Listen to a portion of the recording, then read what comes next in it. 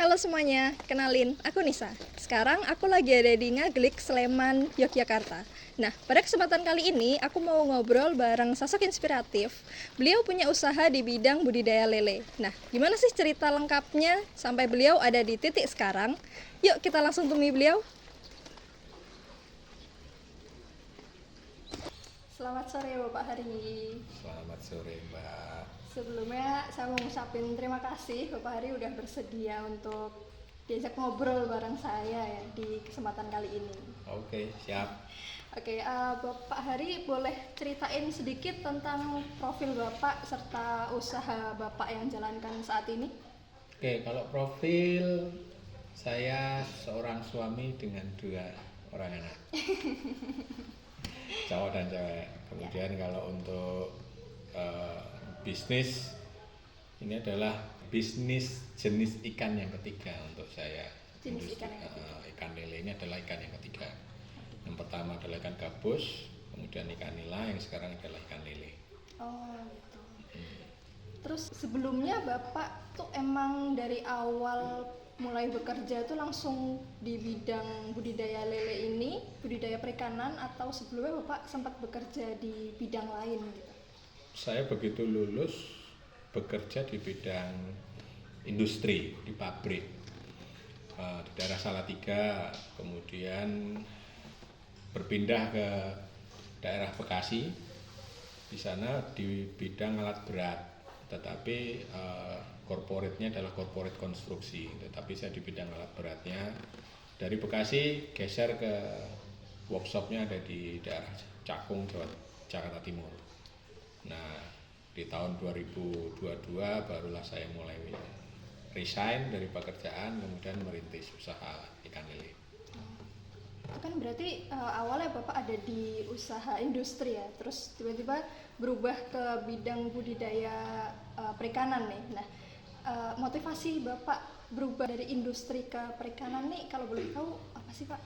Ya, motivasinya biar lebih dekat dengan keluarga ya, karena waktu itu keluarga ada di Jogja, saya ada bekerja di Jakarta. Hanya ketemu dengan keluarga di hari Sabtu dan Minggu. Kalau semasa kuliah tuh emang Bapak kuliahnya di bidang tentang berhubungan dengan ikan atau di bidang apa nih Pak? Kalau kuliah sangat jauh berbeda dengan ikannya, karena saya sendiri dari Fakultas Teknik.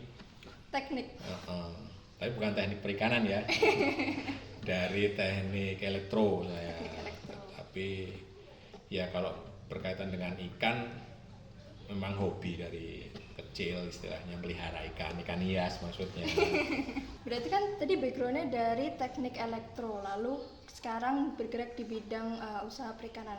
Mungkin ada hambatan yang sempat Bapak jalani gitu ketika menjalani awal-awal usaha hingga saat ini. Mungkin boleh diceritain Pak?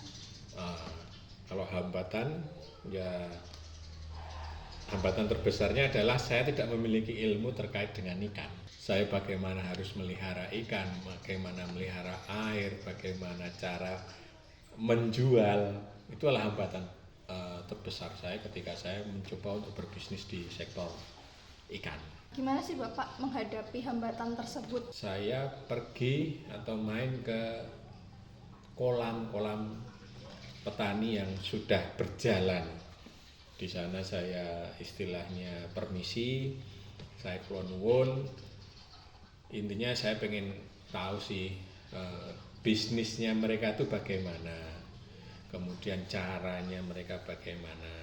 Nah, dari situ saya berpindah ke kolam yang lain, karena setiap kolam itu akan berbeda tipikalnya. Jadi saya ambil yang mungkin sekiranya masuk di dalam lingkungan daerah saya sendiri. Berarti kan Bapak memulai usaha dari nol ya. Gimana Bapak menggait pelanggan nih Pak? Kan pasti sampai di titik sekarang ini pelanggan udah cukup banyak nih ya Pak. Nah, mulai dari nol Bapak mulai awal terus sampai sekarang ada cukup banyak pelanggan, itu gimana sih Pak? Untuk pelanggan atau marketing, jadi saya awali dulu dari ketika saya berbisnis adalah ikan gabus. Ikan gabus itu diawali dengan kelompok tani khusus gabus. Setelah saya jalanin ternyata kelompok tani itu tidak begitu berjalan sebagaimana mestinya. Kemudian ternyata ada saudara itu yang berbisnis di bidang pelet. Ternyata selain pelet dia juga membutuhkan sumber daya ikan nila waktu itu.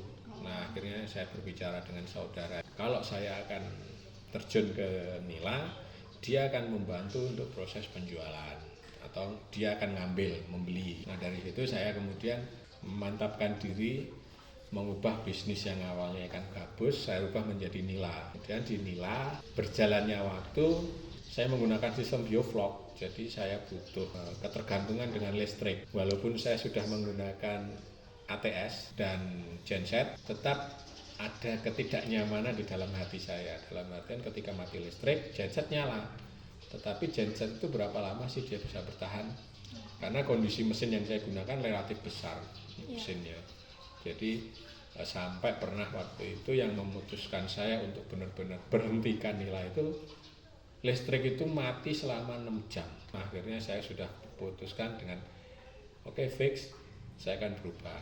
Di dalam perjalanan waktu saya berbisnis nila itu ternyata banyak juga yang menanyakan ada nggak selain nila ikannya, dan kebanyakan itu adalah yang bertanya adalah terkait ikan lele. Kemudian saya berpikir apakah lele ini prospek ya. Akhirnya saya kembali main ke kolam-kolam orang yang khususnya lele. Kemudian mulai kenal teman-teman petani lele, yang kemudian di salah satu pembicaraan yang waktu itu terjadi di dalam saya kunjungan atau main ke kolam orang itu adalah, bisa nggak ketika saya memiliki hasil produksi lele nanti dibantu untuk penjualannya. Ternyata mereka welcome. Untuk strategi yang Bapak pakai untuk menjaga kualitas ikan yang Bapak jual ke pelanggan itu seperti apa? Kalau untuk menjaga kualitas ikan, yang pastinya di sini khususnya saya menggunakan full pellet. Makanannya full pellet. Jadi orang itu kan kadang berasumsi bahwa lele itu dikasih makanan apa saja akan dimakan. Iya. Tetapi kalau saya untuk menjaga hasil produk saya sendiri, saya tidak pernah kasih makanan selain pellet. Kalau full pellet itu nanti bakal berpengaruhnya, perbedaannya apa tuh Pak? Sama kalau misal dikasih makan sembarangan gitu. Perbedaannya berupa kepadatan daripada daging. Nah, ini kan Bapak udah menjalani usaha beberapa tahun ya. Nah, itu pasti ada pasang surutnya.